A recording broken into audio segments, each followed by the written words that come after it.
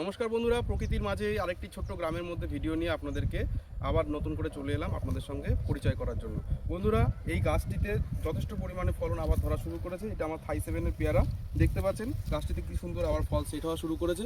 এই ফল সেট হওয়ার পরে আমরা কি করব, গাছটিকে প্রুনিং করে দেবো। দেখতে পাচ্ছেন এই যে গাছগুলো, এই গাছগুলোকে যত আমরা প্রুনিং করব তত কিন্তু গাছে আবার বেশি বেশি করে ফলন আসা শুরু হবে।